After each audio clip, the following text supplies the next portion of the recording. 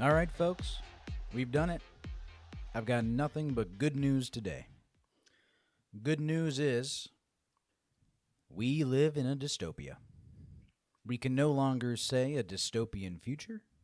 We can no longer call it science fiction. We're here. It's here. It's come. It's arrived. Congrats. Why that's good news, I'll tell you in a bit. The reason that it's here, well, I mean, there's a gazillion reasons, but oh my goodness, today I saw one of the most horrifying videos I've ever seen. It wanted to make me cry. It made me very angry. Just a lot of emotions, which I have no problem admitting to you. Maybe you've seen this video make the rounds. It is of a family that are coming together for the first time, I assume in a very long time. An elderly couple, the grandparents are there, and they're able, for the first time in so long, to hug their sons and daughters and their grandkids. What a wonderful story. This is a story to give hope to folks who are worried about the future and the virus and lockdowns, right? No. Because the reason that this family came together for the first time in who knows how long and were able to hug each other for the first time in who knows how long, actually show physical affection and the touch that human beings need so much in order to survive and thrive and be healthy. The reason they were able to do this is because they voluntarily built an apparatus such that plastic was between them. They could put their arms through the plastic, where there were plastic sleeves, so that they could wrap around their loved one in plastic. They could press their faces up against each other in plastic. Oh, my goodness. The horror. We just came through Halloween season. I love watching horror movies. During October, nothing was as scary as this video. Not even close. Oh, my goodness.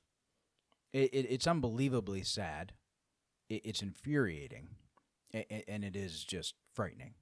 Now, there have been thousands of people, or tens of thousands, or hundreds of thousands, whatever the number may be, who have been devastatingly affected by the lockdowns when it comes to seeing their loved ones. And there are countless heart-wrenching videos of elderly folks who are in nursing homes or whatever the facility may be, where their loved ones come to visit them and they have to speak through plastic or through glass. There are ones where the elderly family members don't really understand why. Just devastating. Absolutely devastating.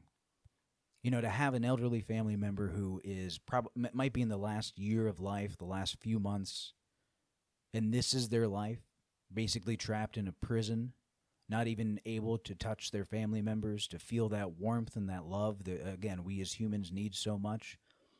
And on the other side of that, on the other side of the age spectrum, or the children who are being raised right now in a frightening world that they also don't understand, where everyone is wearing masks, people are staying away from each other, not hugging each other. And it is so important for kids to get that affection early in life. I mean, again, study after study after study before all this happened, not clouded by, what we should do about this virus. So much information that tells us how important it is to have that physical touch early in life and those displays of affection. And that is being taken away from them during the most important years of development right now. And on the other side of the spectrum, it's being taken away from people who are on their way out, who have very few days left. And you know what happens when you're at the end? I mean, I don't know, of course, but you hear stories, you hear people, you hear testimony. When you're in those last days, boy, do you want and desire the affection that maybe you looked past in years prior. Maybe it wasn't so important to you, and now it really is. But now we're denying them it. It's absolutely heart-wrenching. Now, it's one thing if the state tells you you cannot be in the same room with your family member. That in and of itself is horrible. Of course, it's also one thing when the private institution that your family member is a resident of is telling you that's something separate. Also horrible, but Hopefully, there's a market where you might be able to move your family member if it was important enough to you to somewhere else that would allow you to. But it's one thing when the state says you can't do this and puts glass up or plastic up between you and your family member. It is a whole other thing when you voluntarily do it. Now, I am not chastising this family. Please don't get me wrong here. I do not want people to make fun of this family. I am not making fun of this family. They, in their world right now, with their understanding of things, came up with a way to see each other. That's wonderful, okay? It's wonderful that they were, and you know, I mean, you hear two sides of the coin even in the video, because you hear one of the elderly folks saying early on in the video, kind of like, I don't like this. I think that's the exact quote. I don't like this, you know, using the plastic. And it makes you feel very sad. But then at the end, toward the end of the video, you hear one of them say something very positive. You know, this is wonderful. This is wonderful. Well, of course it's wonderful for them. When they haven't seen their family for so long, and they haven't been able to touch them. And now, yes, it's through plastic, but hey, they get to see them. They get to, you know, kind of, I guess, feel their cheek pressed against them and wrap their arms around them. Of course, to them, it's wonderful. I do not want this family to be chastised. They are operating the best of their ability with their understanding.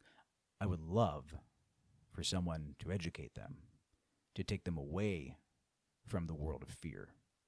But that's a whole different story. But it is horrifying to see what the propaganda has done to us when we have people voluntarily only touching family members through a makeshift plastic apparatus where you have plastic sleeves. Oh, it is a dystopia. We're living in the dystopia. It is now. It is not later. It is not in the future. It is now.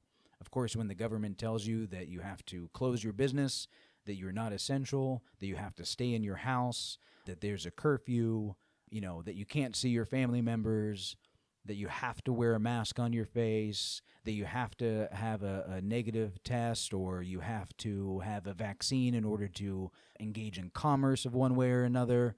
All of those things are reasons why there's a dystopia. But more than anything, it is in the minds of the citizens that create the dystopia. The propaganda has won. Propaganda being irresponsibly pushed by the government and the media, and we're entering into the age of 1984, where words are being redefined, where we're ignoring the past or changing the past. Again, hey, don't worry about that model that showed that at this point there should be millions dead in the United States when there is a small fraction of that. Don't pay any attention to that. Let's have somebody erase that from the record, right? The level of cognitive dissonance is amazing, but that's what doublethink is.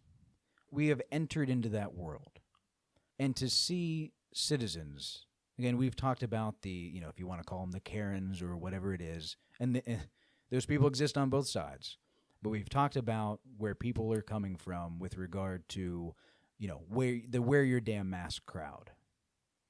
How they've been so blinded and they've taken that on as an identity, and it's just inflating their ego. I'm right, you're wrong, all of that stuff. But boy, oh boy, was this video horrifying to watch. But again, as I began, it's good news. It's wonderful news. Why? Because people want to live in a dystopia. I'm going to say that again. People want to live in a dystopia. We are getting what we want. People love this. It's one of the reasons that you have those the wear your damn mask crowd. They want to live under a trial such as a global pandemic. How many movies do we create? Now, you can have people saying, well, those movies were created in order to, you know, indoctrinate us, and the movies themselves are propaganda to make this seem normal. Hey, maybe that's true. I mean, it certainly is effective, so maybe it is true. Maybe Hollywood is tied into the powers that be, and they churned out all of these, you know, disaster movies and dystopian movies to make us like those stories and relate to those stories and relate to the people in those stories. And that's a huge part of it, right? Everyone wants to be Katniss Everdeen, or pick your character in whichever dystopian tale. And so when the dystopia comes, we have these visions of grandeur.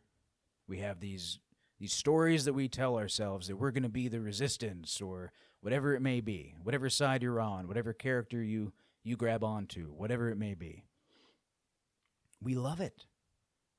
We want it. The only negative is that it's not zombies. I'm sorry. I mean, seriously, how many zombie apocalypse things do we have, and we absolutely love them. However, kind of is zombies, right? Instead of going brains, they're saying masks, right? Virus, lockdown. I mean, they kind of are zombies. Why are they zombies? They're not. Again, this is a little more mean and black and white and hyperbolic than I want to get, but they're not thinking for themselves. They're not. They're doing what they're told. They're doing what the television tells them to do. They listen to their 2 minutes of hate and they go about their lives. And when they see somebody without that mask on, they point and they yell. It's like invasions of the body snatchers. That's what we're living through too. People love this. I think this is honestly a really important psychological point to make. Why do people just listen? Why don't people investigate themselves? Because it fits. It fits what they actually enjoy. And people who are much smarter than me, who study psychology and such things, probably could give you very good answers. We probably have a great deal of evidence to support that. Whether it's a savior complex or something else. Again, the resistance, being the underdog. Everybody wants to be Katniss Everdeen or whoever it may be. I don't think there's any denying that. It's one of the reasons that these tales are so popular. And now we have the opportunity to live through that. And so people go along with it. And they're going along with the script. And you know what? A lot of the time, those scripts have happy endings. Of course, before the happy ending, all rights were taken away. People were being killed because of their opinion or put into camps or on lists. Oh, lists? Did I mention lists? Yeah, we're doing lists. So, before the happy ending, in order to be Katniss Everdeen, we have to get to the point where there's complete and total totalitarianism. But, that aside, this is what we want. This is fun. We get to, put 3 fingers in the air and volunteer and resist. It's sad, but it's true. And that's really the level that a lot of people are operating on mentally and intellectually. It's that simple. So good news, everyone. Dystopia is here. Pick your character. And we had so much LARPing this summer with the protests and the riots and everything. We can continue LARPing. We're LARPing in, again, pick your zombie apocalypse or your dystopian nightmare, whatever it is. You get to pick. You pick your character. I know we just missed Halloween here, but no reason to put the costumes away. We're all still wearing masks. I'm not. I hope you aren't either. I hope you are if you have a concern over your health and the health of your loved ones. But I hope you're not just because you're being told to. And I hope you're not, more importantly, because you've done your research and you've realized that masks do not do anything. If you don't have an N95 mask, the particles of the virus are going to get through whatever other mask that you have. The ones that don't are dead virus anyway. The other mask alternatives are breeding grounds for the virus and can make things worse. So I hope these are the reasons that you don't wear masks. And I hope if you make a determination that there's an underlying condition or wherever it may be where you feel more comfortable doing so, that you do so. But I also hope that you're not yelling at anybody else, because what that person does should be none of your business. Oh, but boy, if you're one of those people who like to tell people what to do, this is your year. And if you're one of those people who want to volunteer and resist, this is your time. Good news, everybody. It's here. We've reached the dystopia. Enjoy.